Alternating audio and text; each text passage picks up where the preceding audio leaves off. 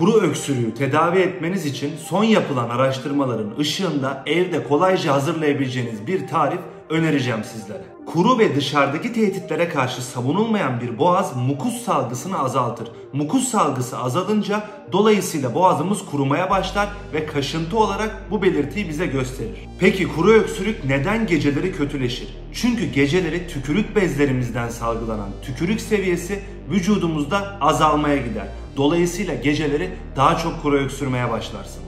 Bal kalın ve yapışkan bir madde olduğundan dolayı boğazımızı saracak. Zencefil anti-enflamatuar olduğundan dolayı boğazımızı yakacak. Limon da C vitamini ve asitliği sayesinde boğazımızdaki mikroplarla savaşacak. Tarifi açıklama kısmına yazıyorum. Bu gönderiyi kaydetmeyi ve kuru öksüren arkadaşlarınıza göndermeyi unutmayın.